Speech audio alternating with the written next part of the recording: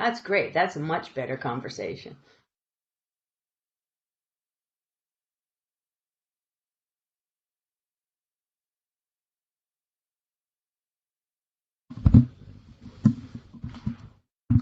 All right, everybody, and welcome to another OpenShift Commons briefing. Happy Monday.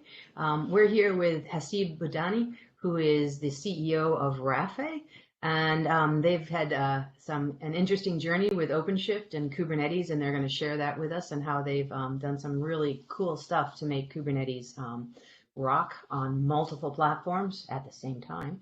I'm going to let Haseeb introduce himself, and we're going to plow through a conversation about Kubernetes operations platform for all of us to join in. So if you have questions, ask them in the chat, and we'll get to them after the presentation portion. All right, Haseeb, take it away. Yeah, Dan, nice to talk to you again. Thank you for having me on the show. So as you said, Rafay is a startup in what we're beginning to call the Kubernetes operations space. And I think the big trend that's happening in the market, that's taking place in the market, that is kind of adding fuel to Rafay, is that many enterprises been using OpenShift for years now. As they look to public clouds, as they start kind of becoming cloud first in many cases, one of the things they ask is, well, I have OpenShift, I love it, it's great, it works here in my data center. In Amazon, I could be doing Rosar, I could be doing kind of just OpenShift as a service or deploy it myself.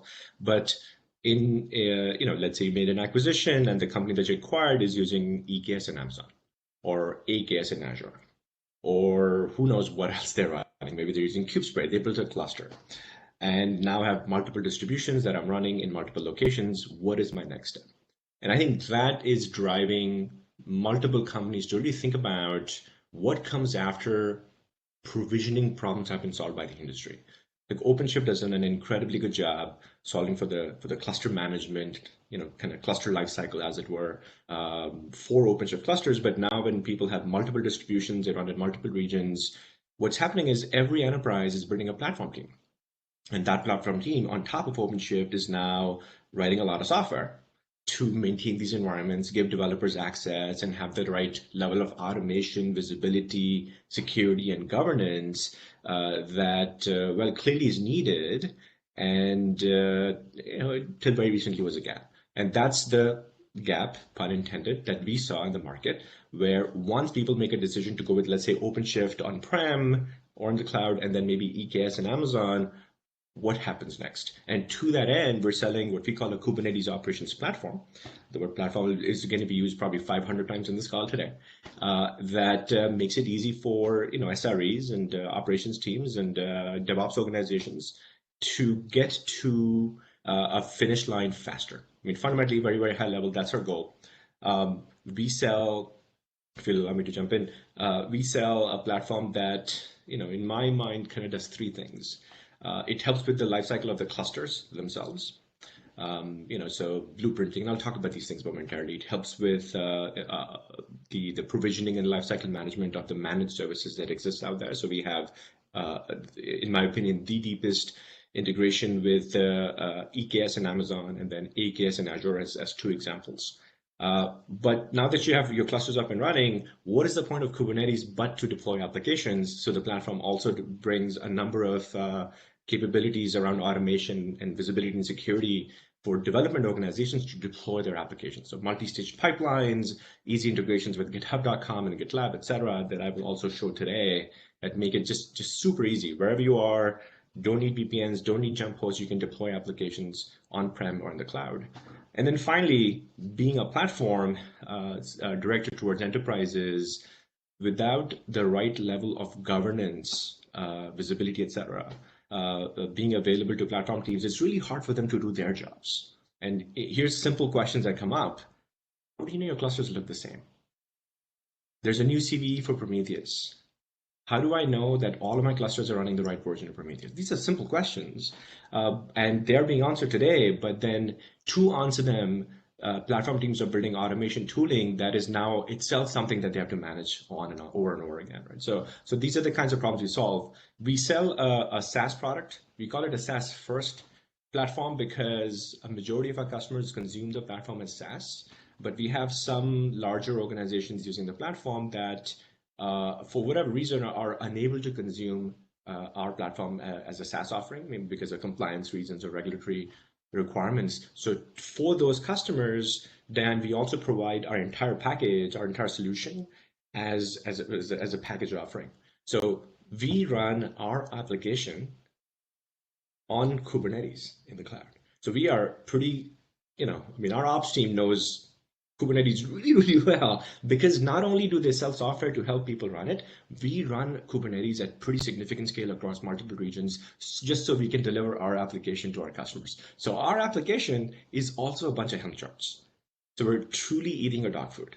So it's a SaaS-first platform. You can consume it as a SaaS product. Most customers do, but if you have certain requirements, you can consume it as an air-gapped install. And truly air-gapped, I mean no connection to the internet. And we provide a level of enterprise support that our customers have clearly come to enjoy. So very, very high level, Dan. That's the high level story. Right after this, I was going to jump into two more slides, just a little bit more detail. But before I do, any questions for me, man? Well, it's interesting, the mix of, we talk about hybrid clouds and, on-prem and AWS and at the edge and that. How much of that are you really seeing in your customer base? Is it more a large number of folks who are deploying on AWS and Azure, or is there really a mix of on-prem and that? And it's an interesting conundrum is really finding out what is truly hybrid deployments that need this. Is that what you're seeing, or is this mostly multiple clouds? Mm-hmm. Look, multiple clouds is not as common. I see lots on-prem. Enterprises have been on-prem, and then typically the leadership, the IT leadership, will make a decision. Look, we're going to go cloud first. They're going to pick a cloud as a primary. Everybody we talk to, they make sure. The following question I get a lot: hey, so you said AWS, but do you support Azure? Yes, we do. You want to try both? Yeah, we'll get there soon. Or vice versa, by the way. We're starting with Azure, we'll get to AWS, or we're starting with Azure, we'll get to GCP. Learning each cloud is also not easy. But the pragmatic view is that large enterprises, they go acquire a new business or a new team that starts building an application, and they go, well, we built this in GCP because we want to use Bigtable, I don't know, BigQuery, whatever, and they just end up there. It's pretty hard for enterprises to set rules that these are the boundaries. You cannot go outside the boundaries. But at the same time, I don't see enterprises start there. You know what I mean? Nobody wants to kind of take on this much pain on day one. Come on, I got to get something up and running first, yeah? So on-prem and some cloud, and maybe at some point down the road, there'll be a second cloud. But the idea of hybrid is very much, it's there now. Everybody's in a hybrid situation. In many cases, we've seen customers who say, look, I'm going to work with you. I already have OpenShift. It's been working for 4 years, 5 years. Now I'm going to AWS or Azure. And for that new cloud, I don't want to rebuild my tooling all over again because I already have it for OpenShift. So, hey, why don't you be my EKS partner or AKS partner or whatnot? So people start there, but then once they kind of experience the platform, it's just logical for them to ask the question, why do I have two tool sets? Yeah. Doesn't make any sense. So is there a way for me to combine them? And of course, we have a very nice story with OpenShift on that front. Yeah, no, and I come from an IT audit background from ages ago, so I love the part of your story, and I know you will demo it for us around the governance across all of these multiple things, because I came into platform as a service in the early days with this headset on of IT and audit, but also this concern about shadow IT. It's like you get a credit card. Oh, I can go deploy on, back in the day, Heroku or wherever it was. And this is almost like the Uber single pane of glass for I don't want to say the word Band-Aid, but it's like being able to bring all of those things in, because before it was just I'm deploying an app here, here, and here. Now it's like I'm deploying an entire Kubernetes and an entirely different Kubernetes distribution on this cloud and another one on this cloud and another one on that. And so, you've seen this kind of Uber, maybe shadow IT shadow IT is probably a bad word these days, but there's just so much going on in different silos in these huge enterprises that you can't really limit them to one, one cloud. So I really love this solution. So I'm going to let you drive on and tell us a little bit more. Let's talk. I'm sure Yeah, you have strong opinions I'm on really things. excited about this. This is one Yeah. of the things this is one of the new things that's coming out that I really think is going to move the Kubernetes communities forward. It's a long Yeah. time Eh, coming. Look, you said something that I wanna just comment on, if I may. I think you mentioned shadow IT. So I think, why do people do this? Why do people kind of do things around IT, as it were, shadow being around them, unknown to them? I think because they want to move fast enough, and sometimes we don't have the tooling to let them move fast enough. So there are development teams out there who never want to think about Kubernetes, and they say, "Hey, just I don't care. My Jenkins or what Tecton Tecton in IBM's case is going to bring me my containers, and then after that, I don't really care. What is Kubernetes? I don't care. Go figure it out." And on the other end of the spectrum, there are very sophisticated organizations. They say, "Look, I know everything there is to know about this. I can write Terraform in my sleep. Just let me be, right? Let me do my job." And it's always going to be a challenge for central teams like platform teams or architecture review boards, etc., to come up with one kind of set of tools that work for everybody. All right. So I think that to me is, I got to tell you, this is my biggest lesson learned in this industry. There are all kinds of customers at different points of maturity in their journey, and we got to be able to meet them wherever they are. If we try and come in to somebody, let's say a customer's been doing this for 3 years, they have automation, and we come in and say, "Well, you got to throw away everything, you got to start from scratch." Yeah, that's not going to happen. But at the same time, there are super early customers who do want everything kind of packaged and available to them. So we as vendors have to be really careful and appreciative for what our customers have built already, and meet them wherever they are. I think I mean, that's a longer story for another session, but that is my biggest lesson learned in this market. Yeah, and I think that's the best business model is to meet them where they are. Not Yeah. try and push them into any silo or any specific. But yeah, drive on. Yeah, no, we'll keep talking, I'm sure. And to that end, and you and I have spoken before about this multi-distro phenomenon. Um, People pick what they pick. It is what it is, and it's okay. Distros sort of, once you deploy them, they all look the same. In fact, when I get into the product, I'll kubectl into an EKS cluster and in an OpenShift cluster. And as a developer, it's all the same to me. I don't really care. It's OpenShift, EKS, or you built it yourself. I don't care. I can deploy an app to it. That's how it should be. And that's how we see the world. I mean, the way we see the world is this platform team that I've mentioned, I don't know, 20 times already. They need a number of capabilities. My perspective is that till date, our industry has been sort of stuck in box number one on the left-hand side here, multi-cluster management service. All we talk about is, well, what about the cluster? Can you bring up the cluster? Is it automated? Yeah. But what about all these other things that my internal teams need to actually do their job? Is there an automation pipeline to deploy infrastructure as well as applications? Wow, my clusters are now all over the place. So what is my methodology doing? Interact with these clusters? Do I have auditing in place for them? PSP is going away, so I need OPA. So how does that work now across my clusters? And by the way, some are OpenShift and some are EKS. Some of these are production clusters, so I need to back them up. I need visibility monitoring across all of them. And so this is what we sell today. So the blue boxes is what Rafay sells today on top of distributions that exist out there. It works across all the distros that you see on this list. We've tested them all. We have customers who use them all.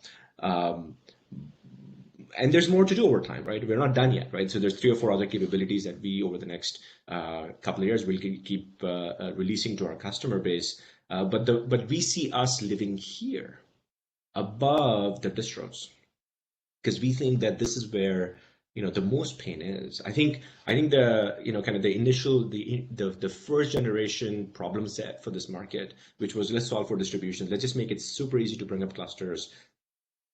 That's a mature market now. You've solved this already. Now let's work on what is next, and that's where Rafay operates. And yeah, this operations word again, right? This is an operational issue. This is not a management issue. This is not a provisioning issue. right? And many a times, many of us use the phrase day two operations, I guess. I wonder if customers understand what that means. I've had this conversation of, so what is day one again? I don't know. It really means once my clusters are up, what happens next, right? And it includes everything, not just the clusters. It includes the applications. It includes access. It includes, just kind of the lifecycle management of data, et cetera, et cetera. And that's where Rafay seems to fit today. And we've done a pretty good job of that, as you'll see in the product, and as many of your colleagues have already tried on our platform. Questions on this from you, Matt? Well, I would love to see some of the demo. I can too. see it in your eyes. I mean, I'm seeing your face. Like, she's got the a demo question. is when we talked previously, when you showed me the demo, that's really what's impressive, I think. And so and I'm always curious. I mean, I think about some of the initial confusion that I had was about, were you taking a cluster? I think you remember this in the conversation that we had, was, were you taking a cluster from OpenShift on-prem and helping people move it over to EKS or wherever it was, and so I think the demo portion of this and that's not what was happening. So the demo really cleared that up for me. So I think really maybe if you can explain a little bit about what the control model is here. Yeah, absolutely. And I'll use this slide to set it up, and I'll jump into the UI. And actually, and I'll log in as an organizational admin and then as a user, so you can kind of see what different people see in the platform. But this is a core principle of the platform. This is our kind of a unique way to think about the problem. So we run Rafay as a multi-tenant, multi-region SaaS product on the internet. This proxy layer, we run many proxies on the internet. I'll talk about that also. I'll show that in action. Our customers' clusters, OpenShift, EKS, AKS, whatever, Tanzu, they sit behind a firewall, they sit behind a security group in a public cloud, but we're trying to manage them, right? So how do we interact with them? So in each of these clusters, we run, not thank you yet, an operator that is installed. It's a very simple process. I'll show that also, that connects out to the controller. It finds one of 3 IPs on the internet, or 443. So our customers only need to open a single port, only outbound, nothing in. That's a critical requirement for every enterprise. They're not going to open up ports for some guy on the internet. And even for outbound, if you tell them, hey, so you have to whitelist 30 different ports or 20 different host names, that's not going to happen. So we've thought a lot about this, and we made it easy for our customers to interact with Rafay. It's just minutes we'll have customers up, set up with our platform.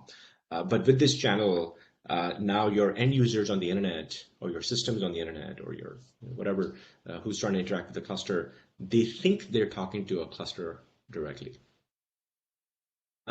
Because really, we should not do that. We should not be exposing our Kubernetes API endpoints to the internet.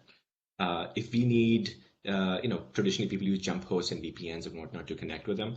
I think the challenge with that is if you're running everything in a single data center or a single VPC, I guess it's okay. But then if you're running, multiple VPCs in many customer environments, every dev team gets their own VPC.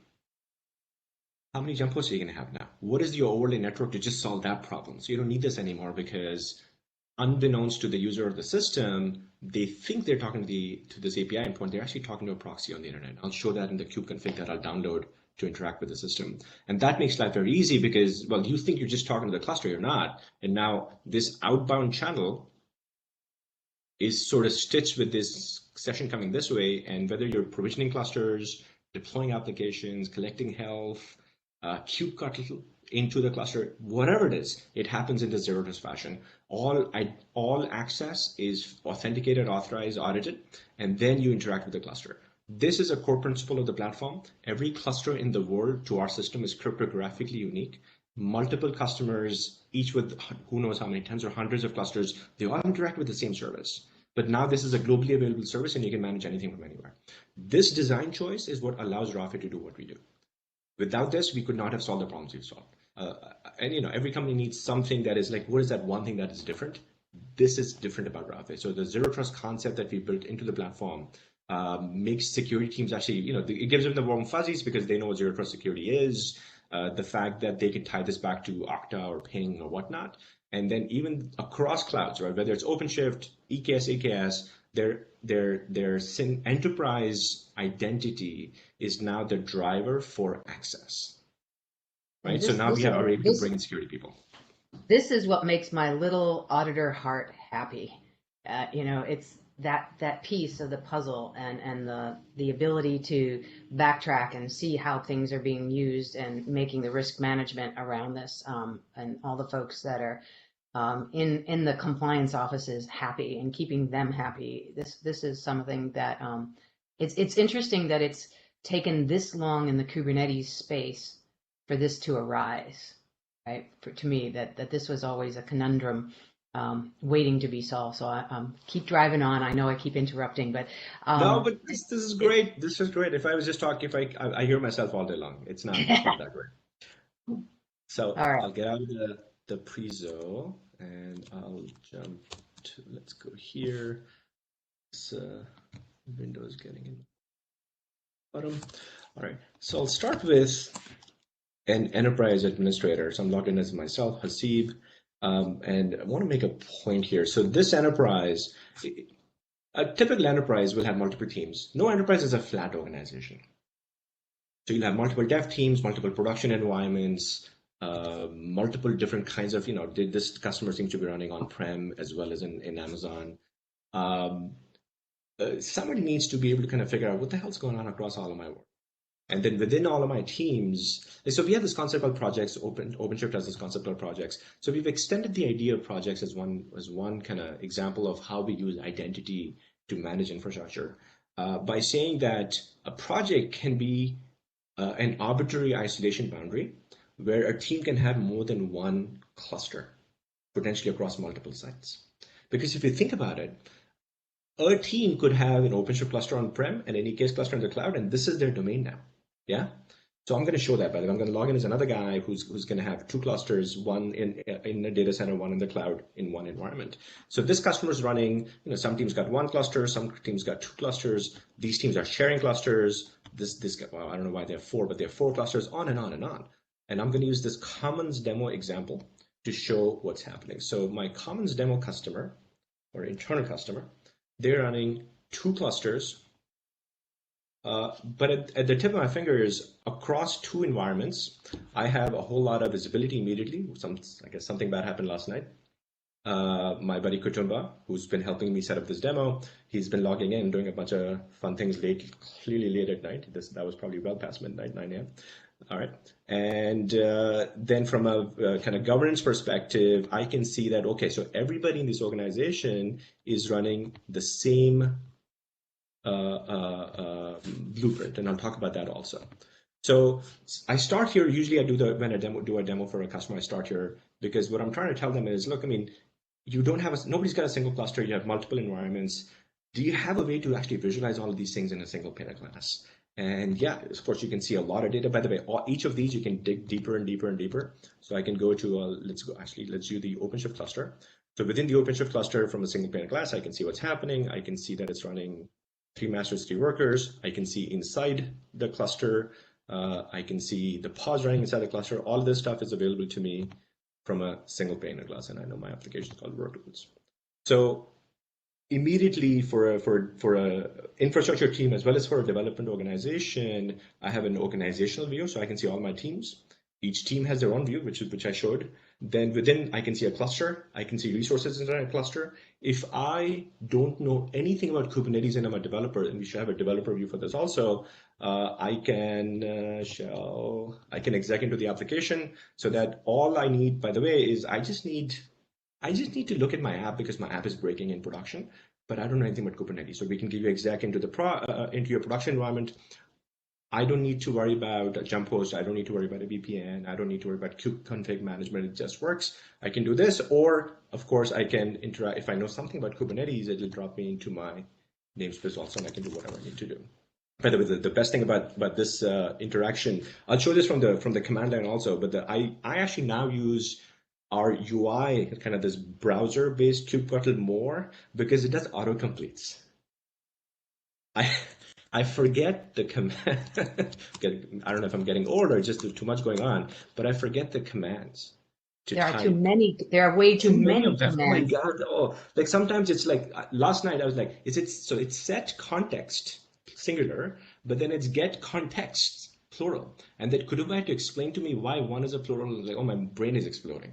It just auto-completes for me. And by the way, once I did this, so Haseeb logged in last night. Notice this. So the service account, the age of the service account, when I log in as a different user, you're going to see that the service account is automatically created on the fly. So I'm going to focus a lot more on the governance pieces, the visibility of all this information. The fact that we can provision clusters, I'll show that too, but we can all do that, right? That's easy. So this is the organizational view. By the way, the same environment in the same project called Commons Demo. I have an EKS cluster, and then I have an OpenShift cluster. Yeah. Now I'm going to log in as a different user. So I open up an incognito browser. And I'm going to log in as OpenShift. There we go. So this user is going to get authenticated using Okta. Most enterprises use Okta. So once this user comes back into the environment, he's got only one project. And this project, dashboard, here in the previous screen, if you recall, as an organizational admin, I can switch between all my teams, because I'm an org admin, right? I can see everything. But when the team member logs in, they cannot. They can only see their environment. So based on their identity, we log them to some environment, which in this environment, they only have 2 clusters, same clusters, but they can only see 2. There's another 20-some clusters in the enterprise. Yeah, not my business. My business is these 2 environments. So on these 2 clusters, I can do whatever I want. I can, by the way, before we end the call, I'll just click this button. We have by the way, we have just very nice, very elegant single button upgrade option. I won't do it right now because I want to deploy an app to it, but I'll do it before we hang the phone. So now I have clusters. I can, I want to show that other one I was doing before. So EKS. So I'm going to go to this EKS cluster, and I'll do the same thing that I did before. I could get pods managed. It can take 4 seconds. Well, much faster than 4 seconds. In this time, it created a service account for this user named OpenShift. 15 seconds ago.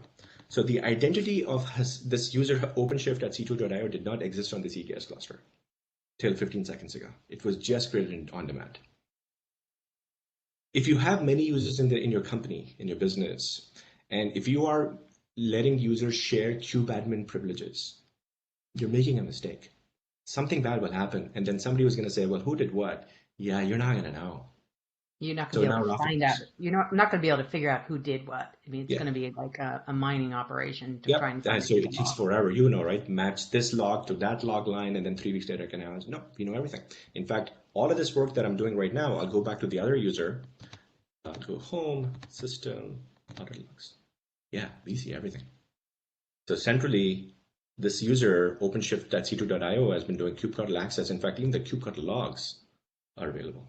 So every API call made across the entire enterprise, across any cluster, anywhere, even the kube API calls are now audited, and you can shove them into your SIM of choice. Sorry, I forget which one is IBM's. I was going to say Splunk. Sorry. QRadar. You can shove into QRadar. There you go, right? But now, I keep focusing on these things because to me, these are important things. Look, all of us on the automation side, on the DevOps side, we figure out how to deploy apps and clusters and whatnot. But this is where pain comes. Somebody's going to ask the question, who did what? Do we have service account management? Do these service accounts retire as and when I need to? Rafay is now, just by virtue of the fact that you're using Rafay, identity management, all that stuff is taken care of. You don't need to now manage another tool called Dex and go to every cluster. It just happens centrally. But doing all this stuff centrally across all of your environments is the power. And not, maybe we've been looking at identity management and whatnot, but now I'll kind of also talk about just the system provisioning and everything. And you'll see that centrally, you can now do a whole lot more. So because we're looking at clusters, oh, by the way, I gotta call this out before I forget. So my tools, I can actually download my tool config as a user. Let me put this into CLI.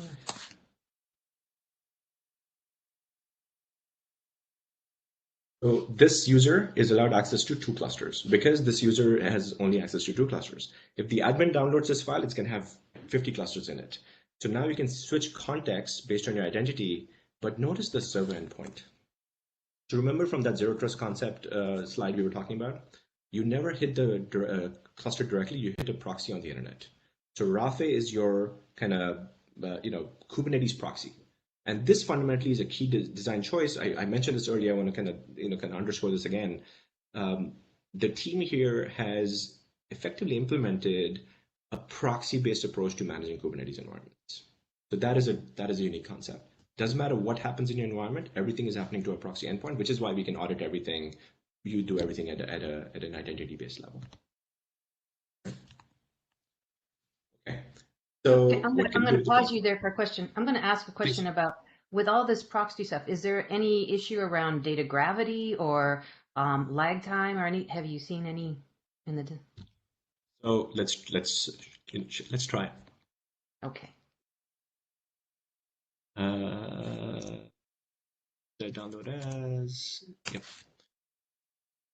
So let's set context. What am I running? OpenShift demo? Yeah, that's fine. Good enough. So kubectl get pods, press A.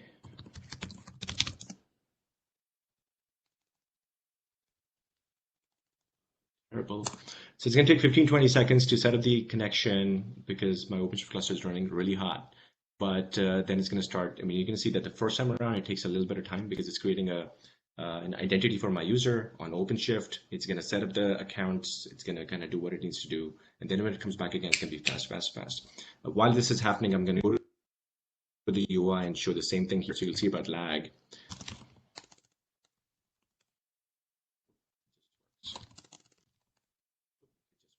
Every single time it's just going to work. In fact, what we have found is because of the methodology we built, it's a WebSocket-based implementation, it actually is faster than your traditional kubectl commands. So here it's back again. So this user, kubectl, get nodes, kubeconfig. This works, right? So from my command line, it just works. It doesn't matter where this cluster is. So a number of us here, Dan, we used to work at a company called Akamai. It's a CDN company. So the proxy stuff is in their DNA now, right? Everything, these guys probably have proxies running in front of their toasters at home, their refrigerator. They think proxies all day long. So this stuff, I mean, they would take this very seriously, very personally, if this was not fast. But this is a rock solid system. We have customers running clusters in, like, at this point, like literally all over the place. I mean, if I may call that out, it just works. Everything just boop, boop, boop, it just works. Yeah, no latency issues, guaranteed. Hey, thank you for asking, because every single customer asks me that question. Hey, so this is a proxy, is it gonna be slow? Nope, it's just fine. By the way, I'm going to show these demos via the UI because UIs are, it's a UI, but for folks watching or who may watch later, CI/CD, so CI/CD helpers. So there's automation for everything. So as an example, you can provision EKS clusters. We built a methodology, for example, so we have a CLI called RCTL. There has to be a CTL for everything these days. So we have an RCTL, Rafay CTL. So you can use Rafay's capabilities and tie them back into Tecton or something. So you can provision things programmatically. We have a Terraform provider that customers can use, and it's available. You can just consume it from their Terraform site, Hashi site. We have an API, OpenAPI 3.0 compliant API. So you can use all of these methodologies. It depends on where you are, right? It depends on what automation you prefer. We're not going to take an opinion here. You decide.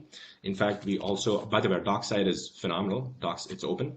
We have a GitOps way to do everything, but you decide what you want to do. So there's a GitOps way to deploy apps. We have and I'll do a demo of the application part of GitOps momentarily. There's an API. There's a CLI methodology. We support integrations with a bunch of CI systems out there. Of course, there's Terraform, but I'll use the UI to do these demos.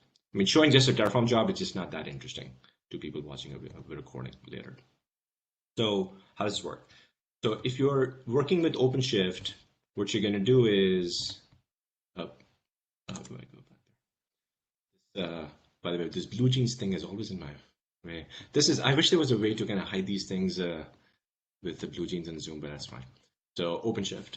So I'm gonna, so importing an OpenShift cluster is super easy. You pick a blueprint. I'll talk about what that is momentarily. In this case, I'll pick a Commons demo blueprint version 5. If your data center has like a Zscaler or a Blue Code proxy, so we've thought about that. So you can configure a proxy. And all you got to do really is download this Bootstrap YAML, go to your cluster, run this command. Rafay will now be part of your journey. You'll see all of these things turn green. And then at that going forward, you can deploy apps to this cluster, you can access everything will just start working. So it takes about a couple of minutes, but the onboarding of existing OpenShift clusters or even self-provisioned clusters, it's like a couple of minutes and you're done. So it's very, very easy to start working with Rafay. In fact, if you're going to be doing this with, I'm going to have to move this window again. I want to provision your new cluster. You can do this in the cloud also. So we support public clouds. So in AWS, we support 2 options. You can use Amazon's EKS, or you can use upstream Kubernetes. Some customers, I don't follow this logic, but sometimes, some customers kind of feel like I don't want to use EKS. I want to use upstream Kubernetes. I want to. We support that. So we support a very elegant upstream-based deployment where we can do in-place upgrades for your clusters, which means Rafay owns the masters now for you. My recommendation to customers is use EKS. It's rock solid. It works really well. Amazon's done a really, really good job with the master management that they're doing today. So we built a very elegant methodology. By the way, we do the same for Azure. So AKS upstream, GCP, GK upstream. We don't want to be in the business of making a decision for our customers. We have opinions, but you decide. I'll share my opinions with you. I think you should use EKS. But if you don't want to use it, it's fine. So we built a lot of automation for our customers to provision EKS clusters. It's super easy. Pick credentials like an IAM policy, pick a region, pick a version, blueprints, same thing again. You want multiple node groups, all of that. Anything you can provision, or you can do with EKS or AKS for that matter, or GK, you can do with Rafay. But now the idea here is your operations and SRE teams, they don't need to become experts at Kubernetes to manage Kubernetes. And I think that's the goal that we should all have. Right? The point of Kubernetes is not in and of itself Kubernetes. The point is to deploy apps. And I think we're getting distracted by the sexiness of all this new stuff, right? This should be one of those, back in the day we used to say about children, right? Seen but not heard. So yeah, just deploy, park, somebody's going to manage it. It's easy. Anybody in the IT organization should be able to do it. I shouldn't need to have, I shouldn't need to worry about, I need to build a skill just to manage simple things, right? I think our teams are too busy. Like DevOps teams have thousands of things going on, right? And now they got to become subject matter experts. 5, 6, 7 people have to be trained on this. It keeps the business behind, right? So we made it super easy. So long as you understand fundamentals of just basic fundamentals of Amazon or commensurately Azure or GKE, you should be able to provision clusters and upgrade them and whatnot. So you can build clusters with Rafay. Not all of our customers use the provisioning capabilities in Rafay. Many of them just build themselves with Terraform. It's fine, no problem, because you can always import a cluster into Rafay. That's kind of number one. You can build clusters. It's easy. Next on my list. Oh, yeah. So let's look at governance. So we talked about blueprints. So here's how we build this capability. A year and a half ago, I never thought about this problem. So the problem that we see our customers having is each of their clusters is going to have a bunch of things running on it. And then each of those components, in this case, it's a simple example. This customer is running New Relic, and they have Splunk, and then they have a special Prometheus for OpenShift.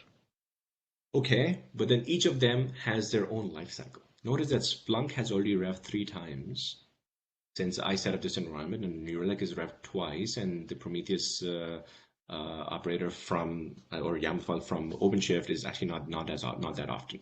So now every time these components rev, I need to go to all of my clusters and update all of this stuff. Yeah, who's going to do this now, right? So what is the methodology for that? You need to do it. So we built a methodology where you can manage your versions of all of these components and sort of treat them as one thing, one glob, which we call a blueprint. So a blueprint is basically Commons demo blueprint.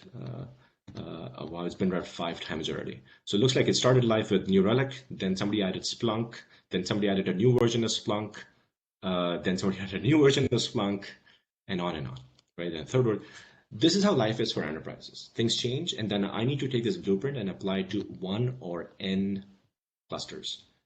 So yeah, I mean, you can have anybody in the company just do this, no kubectl, no nothing. So what's happening with our product now, Dan, is enterprise kind of these architecture review boards, they come up with policy, right? They're meeting weekly anyway. So they're going to say, look, there's a new version of Splunk. We need to go roll that out. So they're going to create a ticket. They're going to say, create a new version of Blueprint in Rafay. And they're going to assign a ticket to somebody to say, go apply this blueprint to N clusters.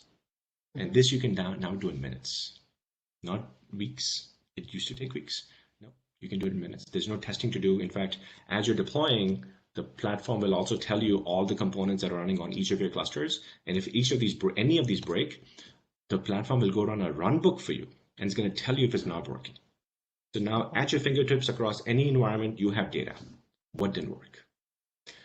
Goal here is, look, we don't know the Splunk tooling, right? We didn't write it, but we will get you shorter MTTR guaranteed, because we're going to go figure out what's broken and we're going to give it to you right now. You don't need to go to the cluster. No, we know exactly what to look for because we know these tools now. We don't know the internals, but we know from an ops perspective, we know what run book to run to help my customer save 30, 40 minutes right on the gate. So if someone wanted to, like an enterprise had their own custom blueprints, how easy is it for them? You're creating some of these as add-ons, but if someone wants to create a new blueprint, or Yeah. In fact, not only that, you can pull it from a repo, which could be a Helm repo. So we support native integrations with Git, GitLab, Helm repos, and you can say, I'm going to pull a new one, which is a Helm repo, and I'm going to the version name is going to be V1. It lives in a repo called Budhani, and the chart name is Diane chart version whatever. Right? And that's it. So I can now start pulling things from an external repo. And by the way, this is a side benefit of a centralized system. I can have my clusters anywhere, but I can centrally create registries, repositories, log management system, monitoring systems, and all the, like as an example, if you're using ECR as your registry and your containers are being used on-prem, please remember that the pull secrets for ECR expire every 12 hours if you're outside of Amazon. So you got to go fix that now. So we've already taken care of that. So you can have ECR being used as a central registry if that's what you want to do across OpenShift as well as EKS clusters. If you end up using JFrog Artifactory, same thing. In reverse, but now you can have a central application or kind of definition of registries and repositories and whatnot. And Rafay will basically push the relevant secrets into all the clusters. You don't need to go cluster by cluster and manage all this stuff. Anything that you have to do today, cluster by cluster, we take for you now. You don't have to do this anymore. That's, by the way, in terms of just kind of it's a very simple litmus test for us for what we add to our product. If you got to go cluster by cluster and do something, no, that's not good. This is our job for you. We do it for you. It feels like in the early days of platform as a service, this is almost like platform as a service for ops, right? This is like automating. KubeOps. Hey, let's coin the phrase Kubernetes operations, KubeOps. There you go. I think we've hit something here. Yeah. So it's kind of exciting. It's like, and I keep saying this is like, it is for me, the natural progression where the Kubernetes community and the OpenShift communities, when we collaborate, that we need, and everybody creates their own variation of this at every enterprise, and it's just nice to see someone unifying it all in a single pane of glass like this. And I'm sure there's things that we all would like to extend, but this is, pretty exciting stuff for me. I know we get excited about strange things, but this is one of them. We all speak from prior pain, right? When we come on these calls, right? So that's why you're liking what you're liking. By the way, even blueprints, you can manage these programmatically. So we build specs for this, so you can kind of declaratively say my blueprint should be X. You can update them on the fly without any downtime on clusters. And 9 times out of 10, our customers are tying it to some pipeline. to apply these things to production clusters. Of course, and I show the UI. There's a pipeline for everything. But speaking of, I guess, automation and pipelines, so the other thing that's sort of, I mean, we see more and more customers use these capabilities. So we support the ability for customers to deploy applications to more than one cluster. So we support true multi-cluster deployment. So this is a YAML file. It's like it's just Nginx. So from a governance perspective, when I deploy an application, which let's say it's a production application, and by the way, our customers, what they do is they'll create a new project called production, and then they'll only give access to the ops team and not to the dev team. That's how they do isolation boundary management in our system. I can set a policy that says no drift allowed, which means if you deploy applications to production via Rafay, if somebody somehow gets kubectl access directly, they cannot change the app in production. So Rafay runs a drift loop. It'll keep checking across all your clusters all the time. It knows the final state of your app. It's going to check all the clusters. It's going to say that app, firstly, you can block it. So it's going to revert back if it sees a drift, or it will let you know, or if it's a dev cluster, just let them do whatever the hell they want to do. So you can do that very easily. This little, I mean, this little box here, it's a tiny little box in the UI, but this is a lot of work that we had to do to build this capability. So behind the scenes, the drift detection logic was a lot of hard work, but we heard this message loud and clear early days when we started selling the product, that if you're going to be a governance platform, these are the things that matter to me as a customer. You got to figure this out. And once you build this, there was a side effect of this, which was applicable to the edge. So we built this concept called labels for the cluster, not nodes. So Kubernetes has node labels, right? We extended the concept to clusters. So now what you can do is you can say all of my clusters that are OpenShift clusters. Right now, I guess in this environment there are of course one cluster named OpenShift. Right now, or type OpenShift. Right now, there's only one. Let's say in the next year, 100 more clusters show up that are OpenShift clusters. Rafay will understand that, and the application in question will automatically get deployed to the 100 new clusters. You don't need to go run a pipeline again. Why does this matter? Edge. But Edge, let's say you say, this app should run in all of my stores in North America. Create a label named North America and map the application to North America. And as your retail stores pop up, the app will just show up there. So now from a supply chain perspective, you don't have to go do this again and again and again. Sounds simple. It's actually a lot of work for ops teams. Just from a reconciliation perspective, did I do this job? This app, so this is the inventory. These are the 5 apps that should be running on this cluster. Did that happen? Guarantee it's going to happen. Don't even worry about it. Because now you can centrally, from the dashboards that I showed before, you can get inventory of what are the labels on what clusters, and we guarantee the apps will work. Small things, they become big problems when you have many clusters. If you have one cluster, I wonder how important the label is. But you got 10 of these, 20 of these, 50 of these, this is a problem. And we have enough customers who have that level of scale, or well beyond hundreds of clusters now. So small little thing, but now I have this application deployed. And by the way, as an aside, we support this concept called templates. So you can create a workload, and you can say in dev, use that vault registry, in pre-prod, use that vault registry. So you can create templating in the application, which is a unique concept. That's a whole different session we should talk about another day. But I do want to get to this GitOps piece because we got 9 minutes on the clock here. So we support essentially a multi-stage pipeline concept in the product that you can tie back to a trigger. Don't go there. Just confirming that you can still see my screen. I pressed a button in BlueJeans, which you can have hooked up to GitHub or whatever, GitLab. And as and when things change in an actual repo, Rafay will get a webhook and it'll deploy applications for you. We're seeing is customers use our platform for cluster management and whatnot, or operations, and now they're starting to use the Rafay built-in pipeline capability to deploy applications, because they can now build these pipelines and then share them across the organization.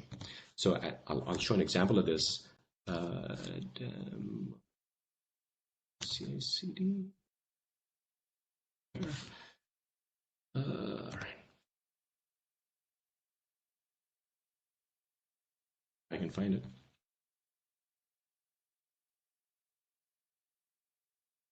Apps. ML. Nginx.yam. So I'm gonna ask me for two-factor authentication. Oh my God. Damn, secure, eh? Talk about making my life harder. It's awesome to have the security, but then in a demo. Yeah, I know, really. But yeah, it works. It But works. it worked. So Keeps I'm us gonna make honest this. and shows that it's live. So So I'm gonna change the replica count from 3 to 4. So replica is equal to 4.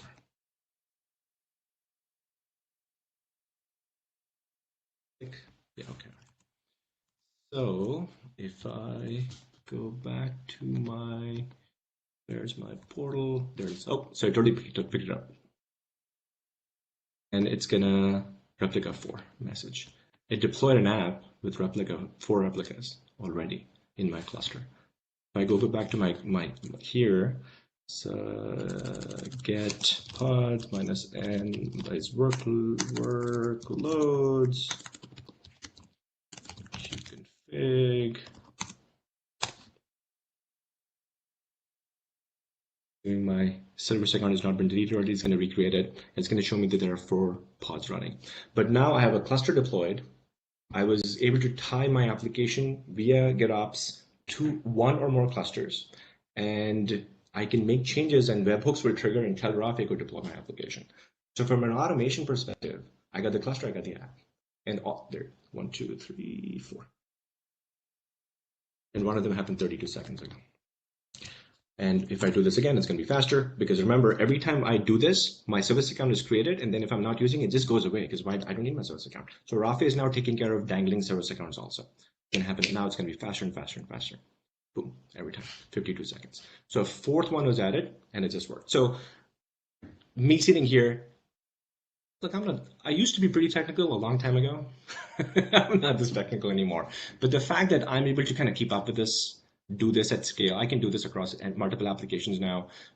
What the team has done here, they've made it super easy to do all this stuff, right? And that's the point, right? We want modernization to happen at a fast pace. Yeah, Rafay can do that. So, and everything, of course, is audited, right? And the last one happened in 28 seconds. So yes, we provide automation. We provide the visibility. Everything is secure because it's identity based. You saw that the service account creation happened on the fly. And then there's governance for everything.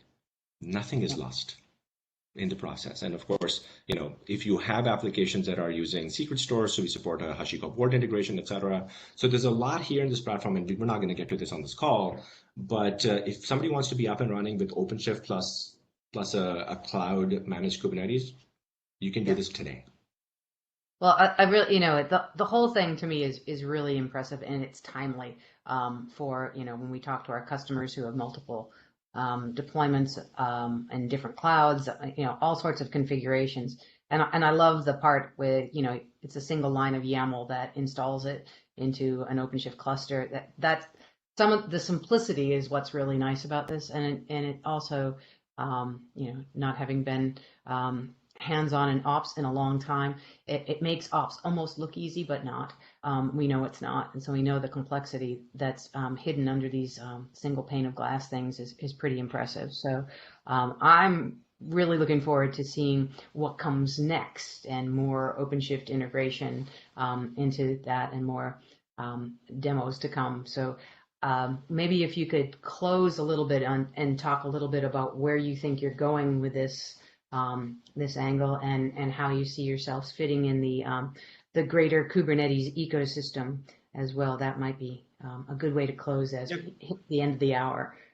Yeah, 4 minutes to go. I'm keeping an eye. So one thing there's a lot more to this platform that we're not going to get to today. Like it does backup and restore, so you don't need to go buy another product for that. You can just use Rafay to kind of take backups of your clusters.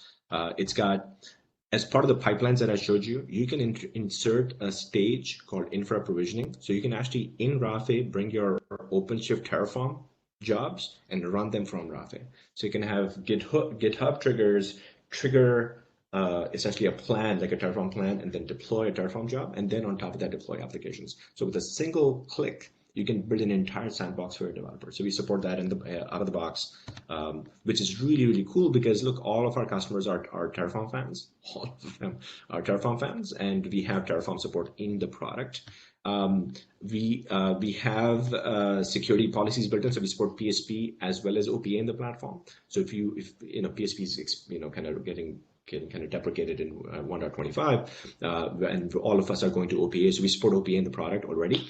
So if customers need OPA support, so you can create kind of central policies for that. Recipe, governance, examples, right? So all these are all built into the product, by the way. We provide examples of these.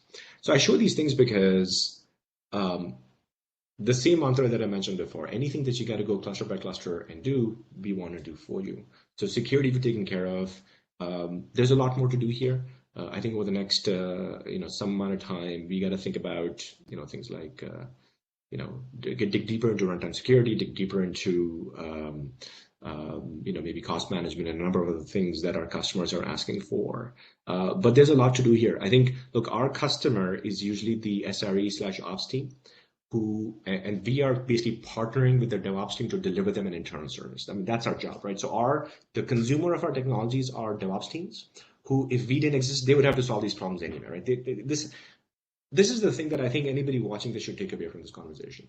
Everything you've seen on my screen, and I've only shown a subset of the problem, if you're not solving one of these problems, but you don't have a choice, you have to. These are not optional things. All of them have to be done for a production environment. It's a lot of work. Mm-hmm. Find partners who can get you there faster, because your internal customer, the SRE team or the developers on the other side, the developers to the left, SRE to the right, and then security sort of all around, they all have lots of needs, right? And our backlogs are getting bigger and bigger and bigger. We can help reduce your backlog on the DevOps side. Yeah, I think that's a great way to end on it, and we definitely are going to have you back as we get more of our joint customers using this and share some of the people's journeys to using this approach. It's going to be interesting to see. We've talked a little bit about that offline too, so I'm looking forward to doing that with you and to see how this influences. I think this is going to be a huge influence on the Kubernetes communities in terms of what people's expectations are for single pane of glass, governance, operations, the whole bailiwick here that you're showing off. This is something whose time has come. We've seen customers and SREs and DevOps teams try and build things like this for themselves. And so it's wonderful to have a partner like Rafay doing it, and that we can bring in to those conversations. So once again, Haseeb, as always, we filled up all of that time. If people have questions and need to get a hold of you, the best way to do that, Haseeb, would be? My email is on the screen here, haseeb@rafay.co. Hit me on LinkedIn. Our website is rafay.co.